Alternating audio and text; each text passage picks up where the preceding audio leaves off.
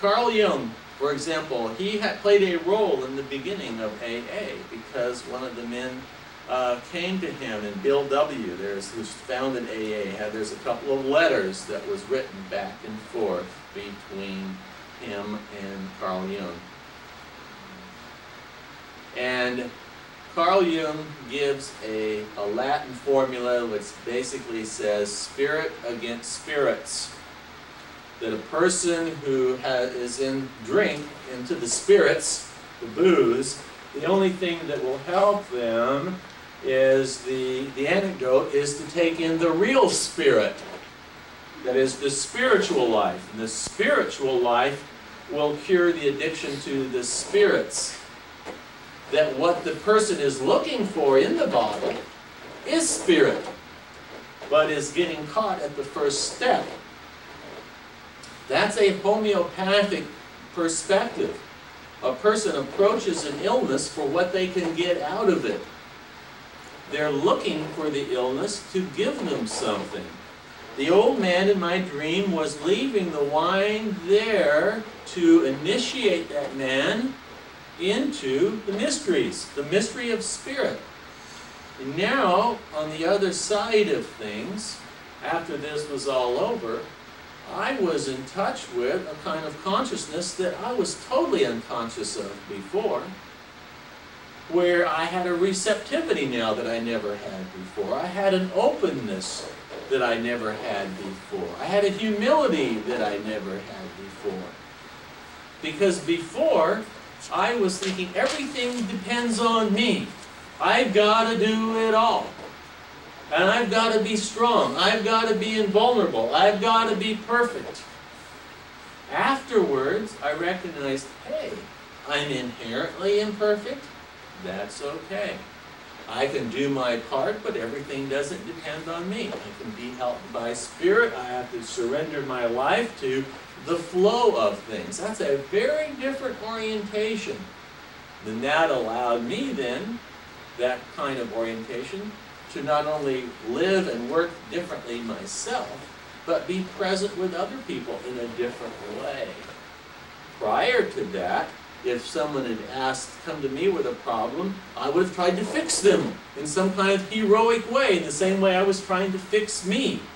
After that, I could approach it differently. They come to me with a problem, I could be with them in their problem and not try to eradicate it right away, but listen to them, empathize with them, and let the experience of our encounter flow into something that would be healing. There's no way I could have done that before. That wouldn't have occurred to me. That wouldn't have been my orientation. I would have tried to tackle their problem and help them be perfect just like I was trying to be perfect. So the alcoholism was a gift. It was my initiation. What the Native Americans would say, this was my medicine. It came in the form of a bottle. I had to drink it. I had to go through the suffering that that medicine was inflicting in me. And when I came out of it with a new power. Not the power of big muscles, but the power of a certain consciousness. What was that consciousness? An openness to Spirit.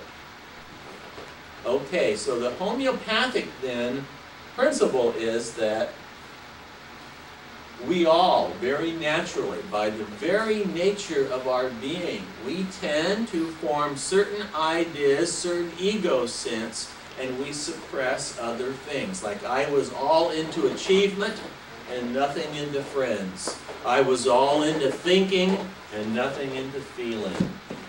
We all have these tendencies to get one-sided in one way or another. Life, however, loves us and doesn't want us to live a life in a one-sided way. So as to create a counterbalance, life comes up with medicines for us. Medicines in the forms of problems. Problems which are actually confronting us with the unlived half of ourselves, with undeveloped aspects, with the truths in things that we're suppressing. And if we will listen to the problem, rather than pushing it away, if we will try to be with the problem, learn from the problem, dialogue with the problem, befriend the problem, what it will do is bring out in us some things that we need brought out to make us more whole. And the word for healing, you see, comes from the word wholeness. Illness is a one-sided, out-of-balance situation. Healing is a restoration to wholeness. Not perfection, but wholeness. You look around at nature, there's an ideal of wholeness. Nature isn't perfect in that the trees can be gnarled, leaves can be brown, but as a whole it works. There's a balance and a flow, and it's self-sustaining, and it manifests the life that it's there to carry. Where we get out of balance and then we start cutting down on the amount of life that we can have pass through us. Being perfect, some kind of ego notion, actually constrains the life. Now you take, for example, there's a common one today, is depression.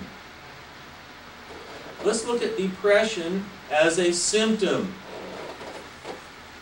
The normal state of affairs is we're out in the world, we're achieving, we're working hard, we're making money, we're getting famous, we're getting ahead, we're paying our mortgage, etc. Do. That's our cultural value.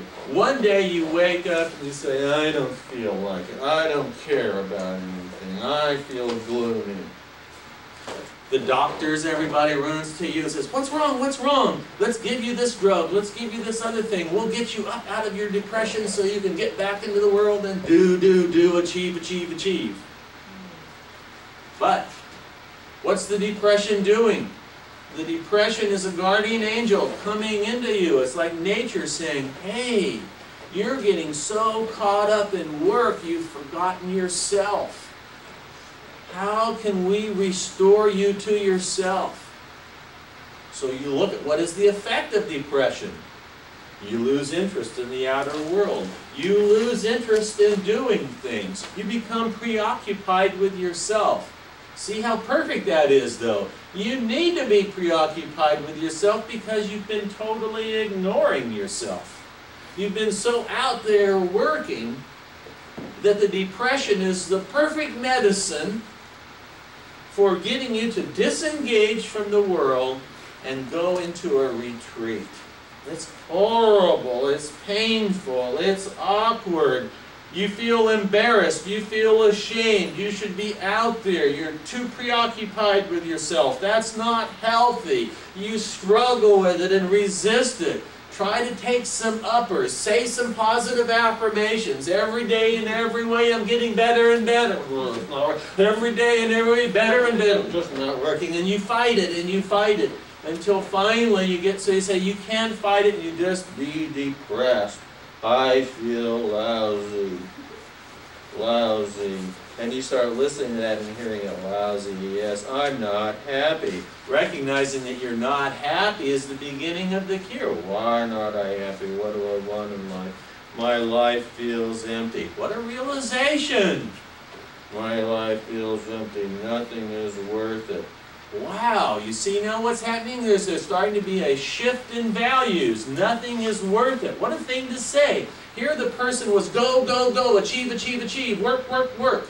As if that was the big value. And now somehow this depression is like acid eroding away that false value. But they're having to go through a dark night of the soul. Now if you happen to be with that person, how do you help them? Do you try to get them to do calisthenics? Give them some uppers and see if with some affirmations they couldn't go out there? Well, maybe try this sport, or go try this business, go try this. You know, to get up there and out, is that going to be helpful? Or perhaps being with them in their depression and being able to create an atmosphere in which you can say, oh, you feel like nothing has any meaning for you. Yes, it's very hard. Nothing seems to matter. And you can be there with them and help them face whatever this is and have a dialogue with it, as if the spirit of depression were like an angel coming to visit them to give them a new message.